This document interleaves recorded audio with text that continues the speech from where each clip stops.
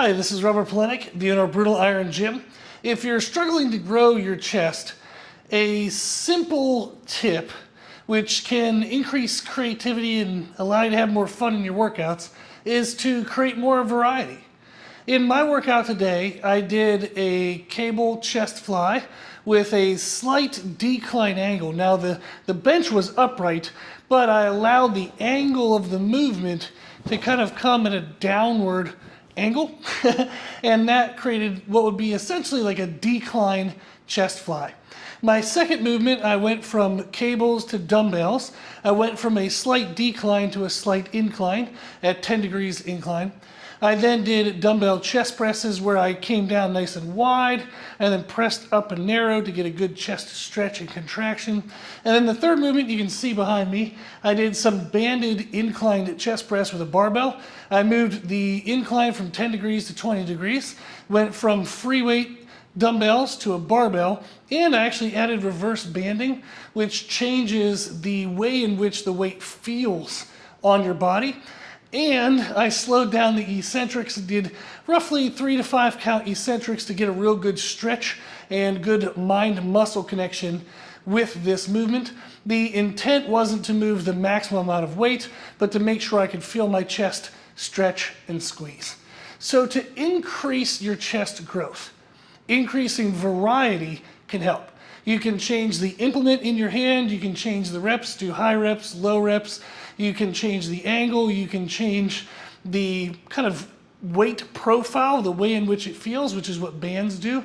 The more variety you can create, the more you're going to be able to stimulate different areas of the chest, and it allows you to develop better mind-muscle connection with your chest. Trying all these different positions allows you to kind of find your chest and feel it stretching and contracting in all the different movements. Now that can be a little overwhelming, so how I balance creating enough variety to have the benefit of variety, but not so much variety that I'm not really fine-tuning what I'm doing, is I change my movements every 4 weeks. The first week, I practice the movement and try to get a feel for what I'm supposed to be feeling.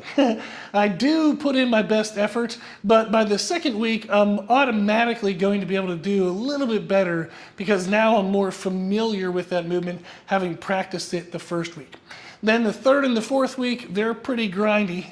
You got to work pretty hard to add, a couple extra pounds, maybe a couple extra reps, add whatever you can to get that progression, get that increase in stimulus.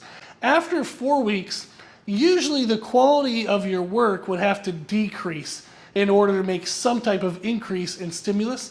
So rather than risking the technique quality kind of getting negative to where I'm no longer working the right muscle or I'm putting myself at risk of injury, I'll go ahead and switch movements. So I switch movements every 4 weeks. Now if I find one I like, I will bring it back into rotation faster. If I try one that I don't really feel a good connection with, hey, at least now I know, and I probably won't bring that one back in. But it allows for a lot of learning, both in creating new stimulus, finding new movements, but learning in the sense of enough consistency that you can feel what you're supposed to be feeling. So that's the main tip that I would give in today's video if you're struggling to grow your chest, is to add variety. Try new movements every 4 weeks, change the angles, the weight, the stimulus in any way you can, so that way you can find and feel the different fibers in your chest. So hopefully that tip was helpful. Give it a try. Try this workout actually if you have access to this equipment or some type of equipment like this.